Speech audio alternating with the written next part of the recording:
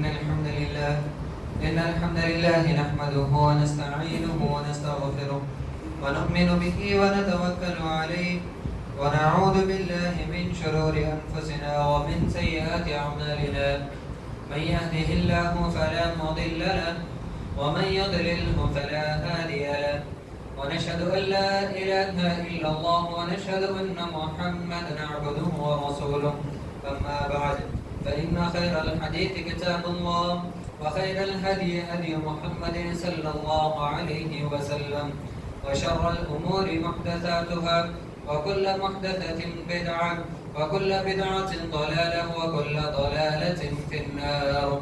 أعوذ بالله من الشيطان الرجيم. بسم الله الرحمن الرحيم.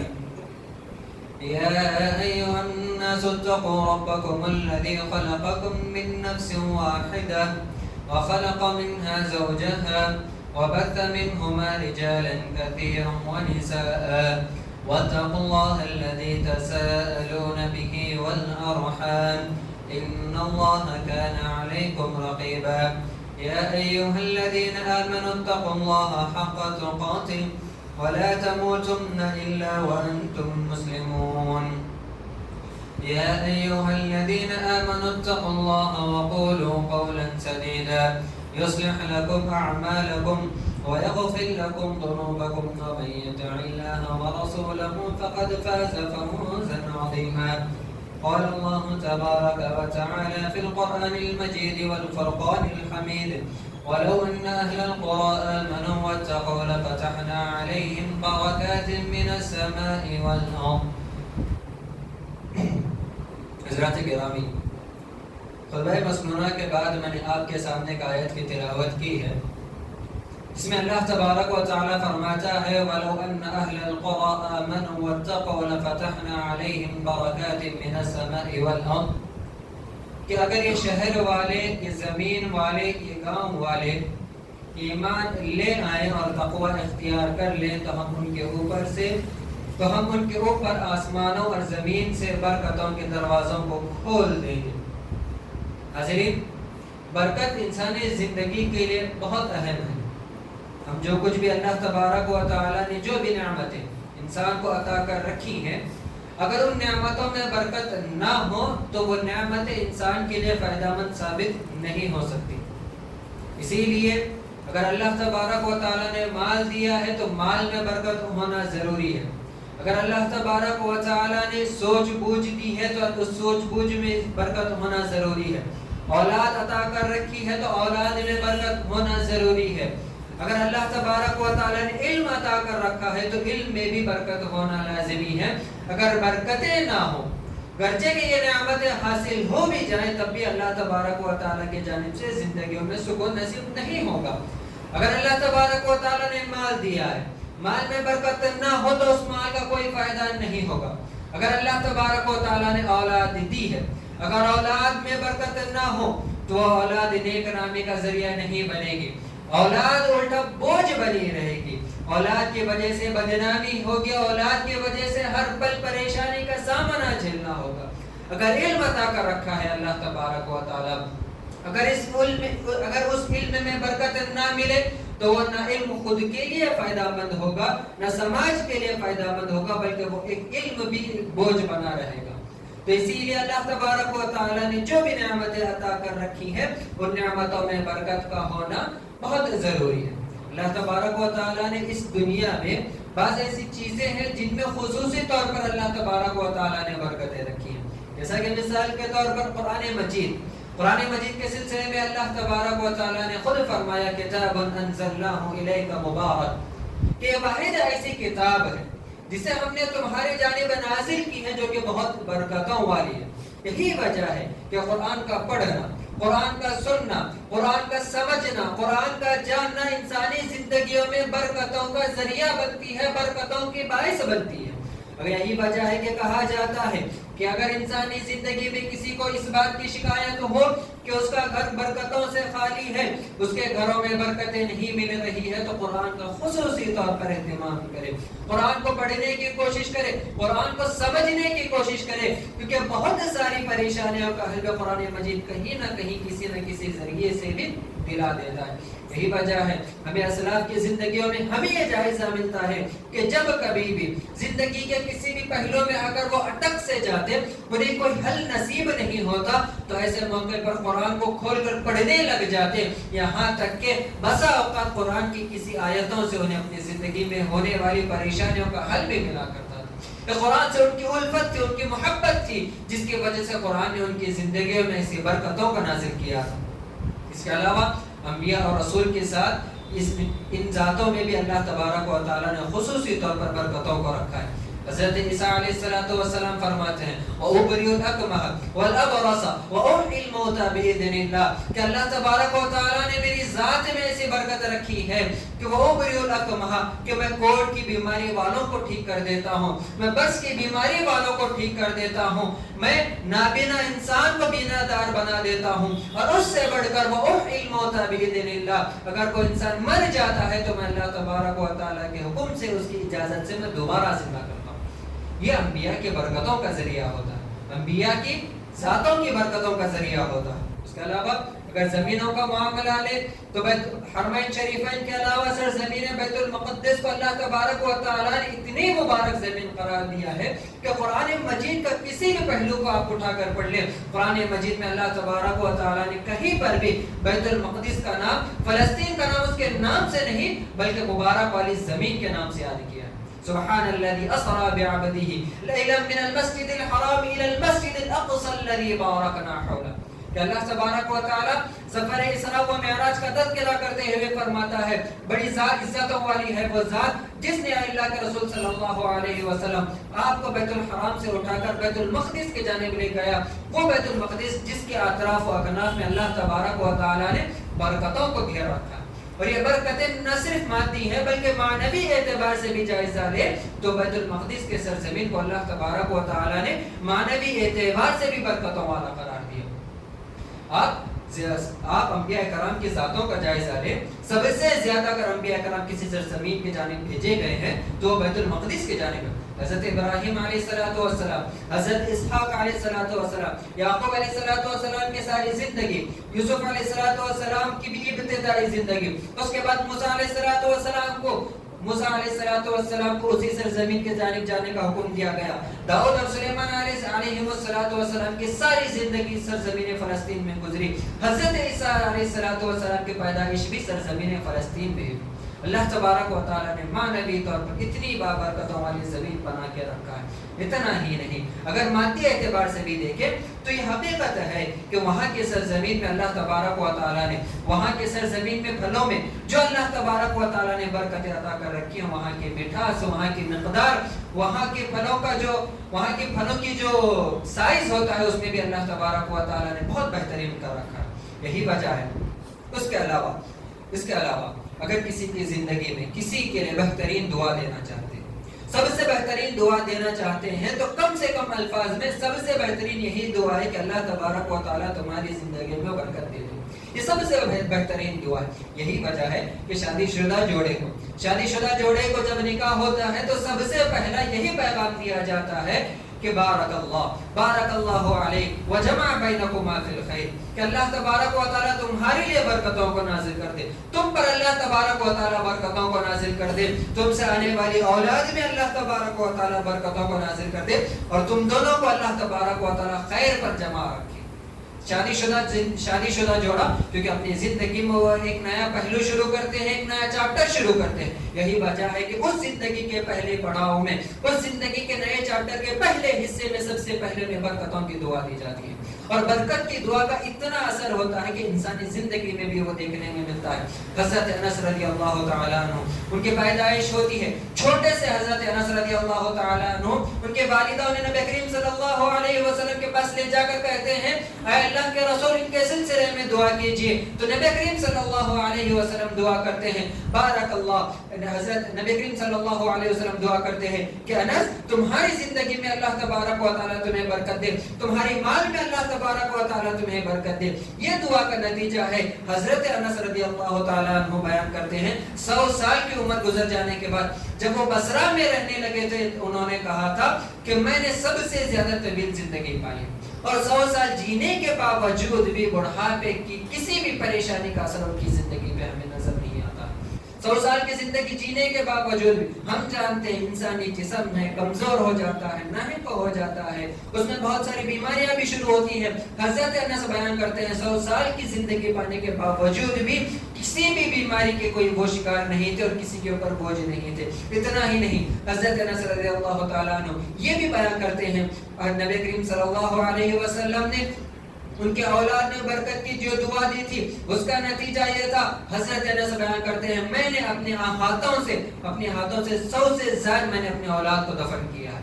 اولاد یعنی کہ ان کے بچے, ان کے بیٹے, ان کے پوتے, ان کے پر پوتے, ان کی بیٹیاں, ان کی نواسیاں, ان کی پر نواسیاں, سب ملا کر 100 سے زائد لوگوں کو انہوں نے دفن کیا. اور مال میں برکت کا نتیجہ یہ تھا. حضرت انس رضی اللہ تعالیٰ عنہ یہ کہا کرتے تھے کہ بصرہ میں سب کا باغ سال میں 1 مرتبہ فصل دیتا ہے اور میرے باغ کا یہ معاملہ تھا کہ میرا باغ سال میں 2 مرتبہ فصل دیتا تھا. یہاں تک کہ مورخین اس بات کا بھی تذکرہ کرتے ہیں. ابن سیرین ہندوستانی ابن سیرین اسلامی تاریخ کے سب سے بڑے معبر سمجھے جاتے ہیں. معبر جو کہ خوابوں کی تعبیر بیان کرتا ہے. ہم جو بھی خواب دیکھتے ہیں اس کی کوئی نہ کوئی تعبیر ہوتی ہے. تو حضرت ابن سیرین دنیا کا انہیں سب سے بہترین اور سب سے بہترین معبر کہا جاتا ہے. یہاں تک کہ ابن سیرین کے انتقال کے بعد جس زمانے میں بھی خوابوں کی تعبیر بیان کرنے والا پیدا ہوا اسے اس زمانے کا ابن سیرین کہا جانے لگا.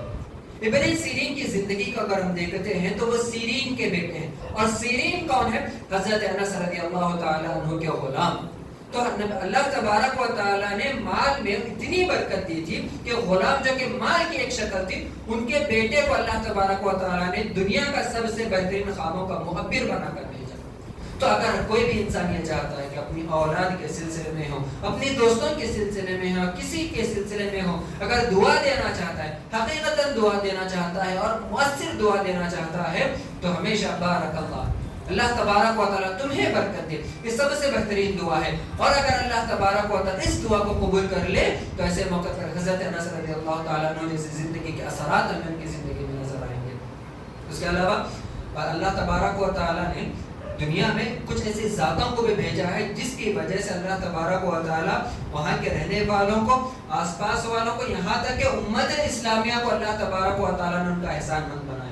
جیسا کہ حضرت عائشہ صدیقہ رضی اللہ تعالیٰ عنہ کا واقعہ آتا ہے. خاندان ابو بکر کا سب سے بڑا احسان ہے اس امت محمدیہ پر. کس اعتبار سے؟ حضرت عائشہ صدیقہ رضی اللہ تعالیٰ عنہ بیان کرتی ہیں کہ نبی کریم صلی اللہ علیہ وسلم جہاد کے سفر سے ایک مرتبہ واپس آ رہے تھے. دوران راستہ جہاں پر رکے ہوئے تھے وہاں پر حضرت عائشہ رضی اللہ تعالیٰ عنہ نے اپنے ہار کو کھو دیا. نبی کریم صلی اللہ علیہ وسلم نے قافلے کو اور زیادہ وہاں پر انتظار کرنے کا حکم دیا اور قافلے کو حکم دیا کہ جا کر حضرت عائشہ رضی اللہ تعالیٰ عنہ کا ہار ڈھونڈیں. سارے کے سارے لوگ ہار ڈھونڈنے میں لگ گئے. نتیجہ یہ ہوا کہ عصر کا وقت قریب آنے لگا, عصر کا وقت گزر جانے لگا. صحابہ کو پریشانی ہونے لگی کہ یہاں پر پانی کا کوئی ذریعہ نہیں ہے, وضو کیسے کریں گے, ایسے موقع پر نماز کیسے پڑھیں گے. اللہ تبارک و تعالیٰ نے فوری طور پر اسی وقت پر تیمم کا حکم نازل کر دیا اور یہ حکم دیا کہ تیمم وضو کا بھی بدل ہے اور غسل کا بھی بدل ہے. یہ سننا تھا کہ حضرت اسید بن خزیر نے خاندان ابو بکر سے مخاطب ہو کر کہا کہ اے ابو بکر کے خاندان والو, ہم سارے لوگ اور امت محمدیہ سارے کے سارے آنے والے تا قیامت تک کے سارے لوگ تمہارے احسان مند رہیں گے کہ اللہ تبارک و تعالیٰ نے تمہارے ذریعے ساری امت محمدیہ تک آنے والے لوگوں کے لیے تیمم کو وضو اور غسل کا ذریعہ بنا کر. اتنا ہی نہیں, ہندوستانی تاریخ کا بھی اگر جائزہ لیں, شاہ ولی اللہ محدث دہلوی اور ان کے خاندان کے ہندوستانی مسلمانوں پر خصوصی طور پر بہت بڑے احسانات ہیں. ہمیں اندازہ نہیں ہوگا لیکن بہت بڑے احسانات ہیں. شاہ ولی اللہ محدث دہلوی کی پیدائش اس زمانے میں ہوتی ہے جہاں پر حدیثوں کو پڑھا جاتا تھا, لیکن حدیثوں کو پڑھا جاتا تھا تو صرف علم کے ذریعے پڑھا جاتا تھا یا صرف مسلکی تعصب کے بنیاد پر پڑھا جاتا تھا. حدیثوں پر عمل کا رواج بالکل نہیں تھا. یہاں تک کہ اگر اپنے مسلک کے خلاف کوئی حدیث نظر آتی گرچہ کہ بھی وہ صحیح ہے ان کو رد کر دیا جاتا تھا. اتنا مسلک کی تعصب ہندوستانی معاشرے میں بسا ہوا تھا. شاہ ولی اللہ محدث دہلوی ہندوستانی وہ سب سے پہلے عالم ہیں جنہوں نے عمل بالحدیث کا پیغام دیا, جنہوں نے یہ کہا کہ حدیث اگر صحیح ہو تو اس کے اوپر عمل کرنا سب سے زیادہ ضروری ہے. اور حدیث کے سلسلے میں ان کی خدمات کا بس یہ بتلانا چاہتا ہوں کہ ہم جو بھی حدیثیں پڑھتے ہیں مدارس میں جو بھی پڑھائی جاتی ہے, بخاری, مسلم, سنن اربع جو بھی پڑھائی جاتی ہیں, ہماری ایک سند ہوتی ہے, یعنی کہ ہم اپنے اساتذہ سے سنے ہیں, وہ اپنے اساتذہ سے سنے ہیں, اور یہ سلسلہ چلتا ہوا حضرت امام بخاری, امام مسلم سے ہوتا ہوا نبی کریم صلی اللہ علیہ وسلم تک جا کر پہنچتا ہے. ہندوستانی معاشرے میں, ہندوستانی مدارس میں جو بھی نہ حدیثوں کو, ان کتابوں کو پڑھے گا, جو بھی ہندوستانی اساتذہ سے, بڑے بڑے محدثین سے بھی پڑھے گا, ان ساری کی ساری سند شاہ ولی اللہ محدث دہلوی سے ہو کر گزرتی ہے. یعنی کہ ہندوستانی معاشرے میں جو ہمیں حدیث کا چلن نظر آتا ہے, مدارس میں حدیث کو پڑھنے کا جو چلن نظر آتا ہے, وہ کہیں نہ کہیں اس کا سارا سلسلہ, سارا ذریعہ شاہ ولی اللہ محدث دہلوی کا باعث ہے, ان کا نتیجہ ہے. یہی نہیں, ان کے بیٹے شاہ رفیع الدین محدث دہلوی ہندوستانی تاریخ میں, نہ صرف ہندوستانی تاریخ میں بلکہ اسلامی تاریخ میں وہ سب سے پہلے انسان ہیں جنہوں نے قرآن کا اردو زبان میں ترجمہ کیا. قرآن کا اس زمانے میں کوئی ترجمہ نہیں ہوا کرتا تھا کسی اور زبان میں. قرآن کی تفسیر صرف عربی زبان میں ہوا کرتی تھی. قرآن کو سمجھنا بوجھنا صرف وہی لوگ جانتے تھے جو کہ عربی زبان کو پڑھتے تھے, جانتے تھے, سمجھتے تھے. اس کے علاوہ قرآن کو کوئی اور سمجھ ہی نہیں سکتا تھا.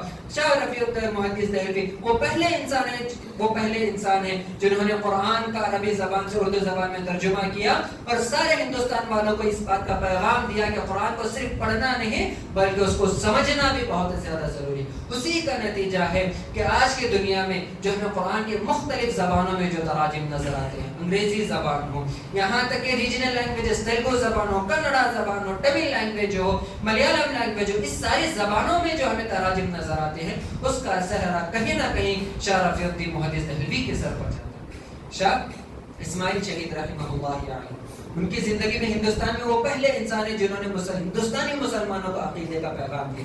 اس زمانے میں سارے کے سارے مسلمان شرک کی بدعتوں میں ایسے جھگڑے ہوئے تھے کہ سارے کے سارے لوگ مسجدوں کو چھوڑ کر مزاروں کو سجانے میں لگے ہوئے تھے. شرک کی تربتوں میں ایسے رچے بسے تھے کہ انہیں شرک کے علاوہ کوئی اور ذریعہ نظر ہی نہیں آتا تھا. توحید کا ان کی زندگی میں کوئی چلن پھر تھا ہی نہیں. یہاں تک کہ انہوں نے تقویۃ الایمان جو کتاب لکھی, اس کے مقدمے میں اس بات کا تذکرہ تک ملتا ہے کہ بہت سارے لوگوں کے گھروں میں مورتیوں کی پوجا اس باعث سے ہوتی تھی شاید کہ یہ لوگ بہت بڑے ولی اللہ ہیں اور ان کے ذریعے ہماری زندگی میں برکت نازل ہوئی.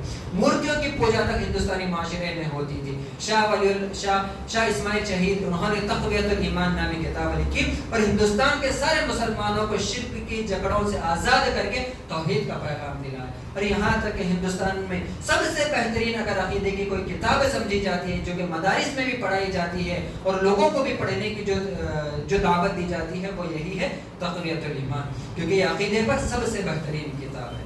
اس کے علاوہ بس کچھ وقت باقی ہے, میں ان اسباب کا تذکرہ کر کے اپنی بات کو ختم کرتا چلوں گا جن اسباب کے ذریعے ہم اپنی زندگیوں میں برکتوں کا لا سکتے ہیں. مختصر طور پر بات بتا کر اپنی بات کو ختم کرتا چلوں.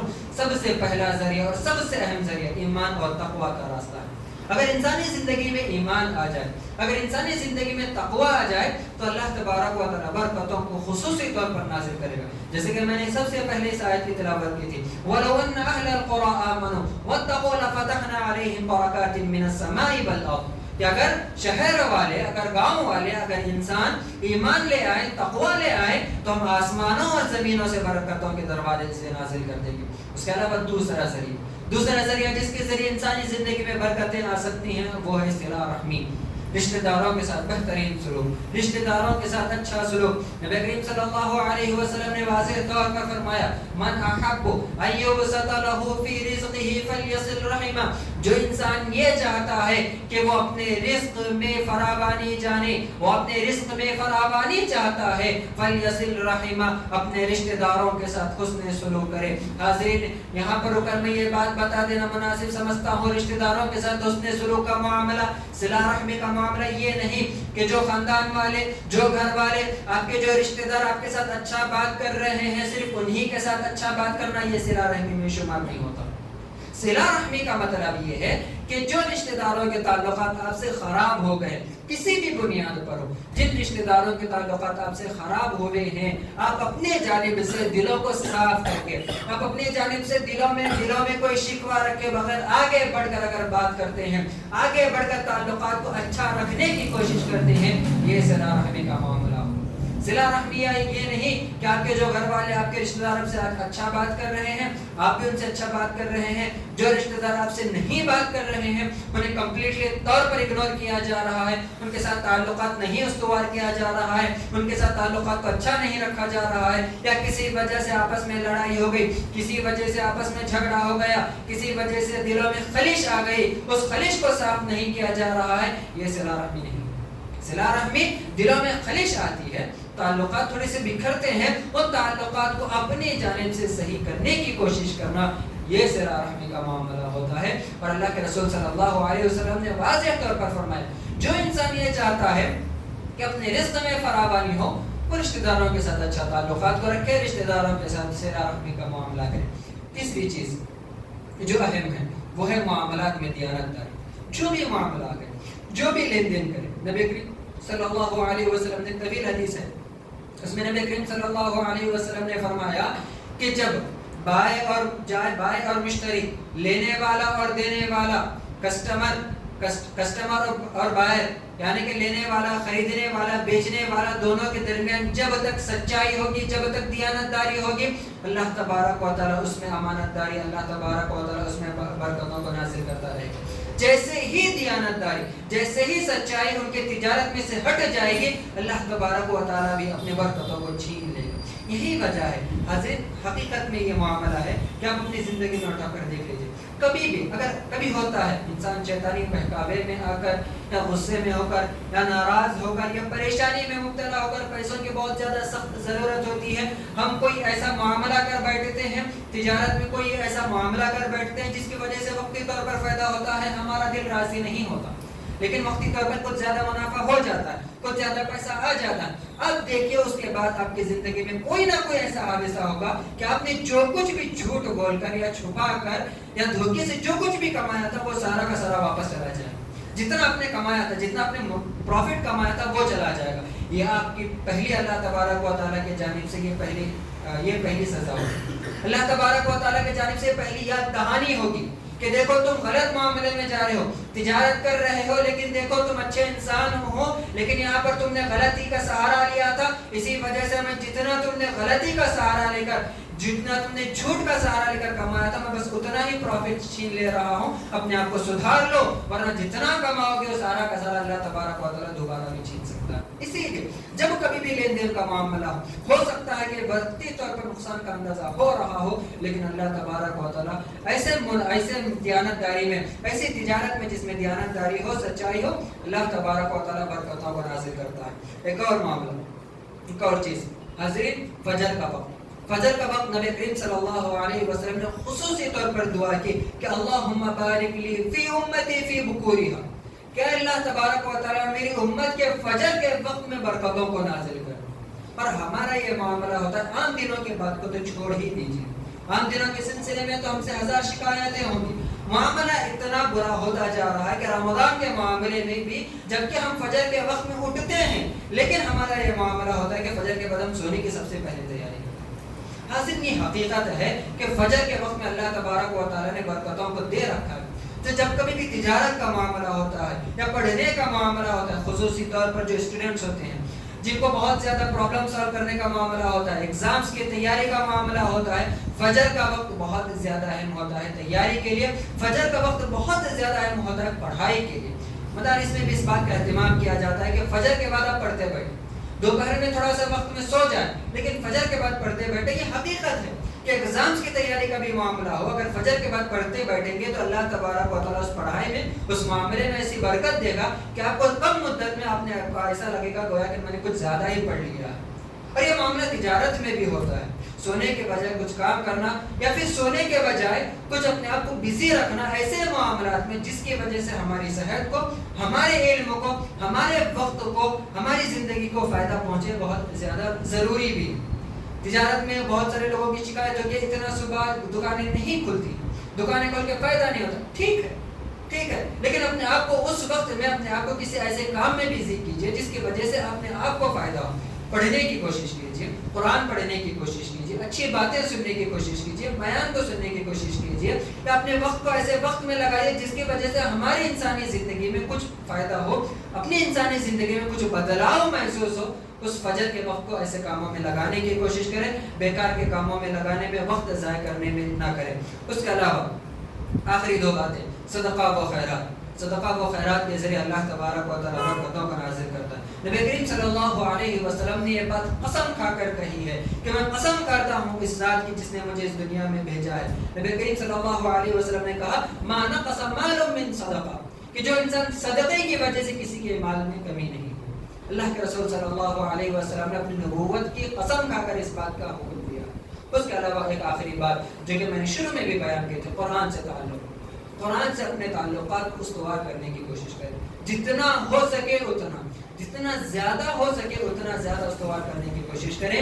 اور اگر کسی کے گھروں میں حقیقتاً میں یہ شکایتیں ہیں کہ گھروں میں سکون نہیں ہے، گھروں میں برکتیں نہیں مل رہی ہے، گھروں میں پیسہ تو آ رہا ہے لیکن کسی وجہ سے وہاں پر ٹھہر نہیں رہا ہے، اس پیسے میں برکت نہیں دکھ رہی ہے، بچوں کی وجہ سے پریشانیوں کا معاملہ ہو رہا ہے کسی نہ کسی وجہ سے، جو ہمیں سمجھ نہیں آ رہا کہ یہ ساری چیزیں کیوں ہو رہی ہیں، سورۃ البقرہ کا یا قرآنوں کا اہتمام کیجیے. صبح فجر کے بعد کوشش یہ کریں کہ سورۃ البقرہ پڑھنے کی کوشش کریں، سب سے زیادہ ضروری. جتنا حصہ ہو سکے اتنا حصہ ہی صحیح پڑھنے کی کوشش کریں. پڑھ نہیں پاتے ہیں تو سننے کی کوشش کریں. اور ہمیں شکایت ہونی چاہیے، اپنے افسوس کرنی چاہیے کہ ہمیں یہ بتانا پڑتا ہے پڑھ نہیں پاتے ہیں تو سننے کی کوشش کریں. حالانکہ ہمارا یہ معاملہ ہونا چاہیے کہ سب سے آخری معاملہ پڑھنا ہی پڑھنا. سننے کا معاملہ یہ ایسا ہوگا کہ ہاں کچھ وقت نہ پڑھ لیے ہیں لیکن تھوڑا سا وقت اور زیادہ قرآن میں دے پاتے ہیں تو ایسے موقع پر کچھ قرآن کو سنتے ہیں. کچھ بیٹھے ہیں قرآن نہیں ہے، سننا اچھا لگتا ہے تو سن لیتے ہیں. اور پڑھنے کے بعد جو وقت ہے وہ سننے میں گزارنا یہ بہترین ہے.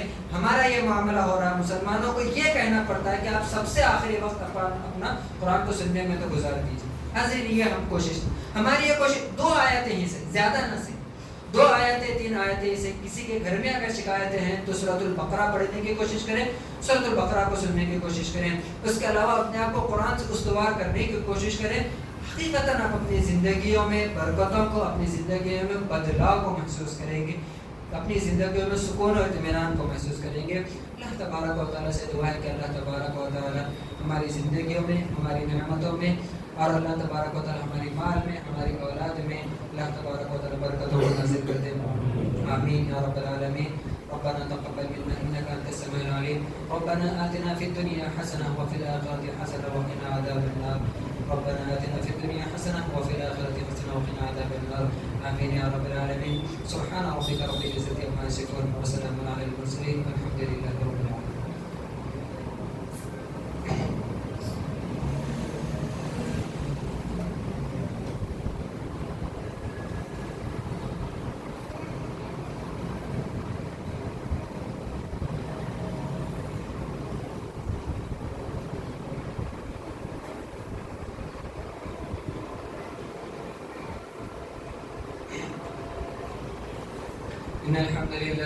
إن الحمد لله نحمده ونستعينه ونستغفره ونؤمن به ونتوكل عليه ونعوذ بالله من شرور أنفسنا ومن سيئات أعمالنا.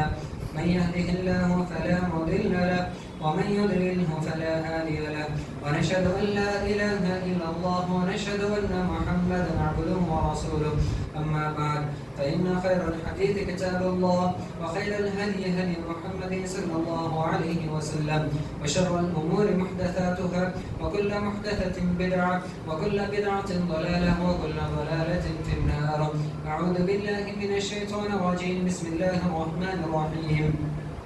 إن الله وملائكته يصلون على النبي يا أيها الذين آمنوا صلوا عليه وسلموا تسليما اللهم صل على محمد وعلى آل محمد كما صليت على إبراهيم وعلى آل إبراهيم إنك حميد مجيد اللهم بارك على محمد وعلى آل محمد كما باركت على إبراهيم وعلى آل إبراهيم إنك حميد مجيد عباد الله رحمني ورحمكم الله إن الله يأمر بالعدل والإحسان وإيتاء ذي القربى وينهى عن الفحشاء والمنكر والبغي يعظكم لعلكم تذكرون واذكروا الله يذكركم وادعوه يستجب لكم ولذكر الله تعالى أولى وأجل وأرحم وأتم وأكبر صفاقة الرسول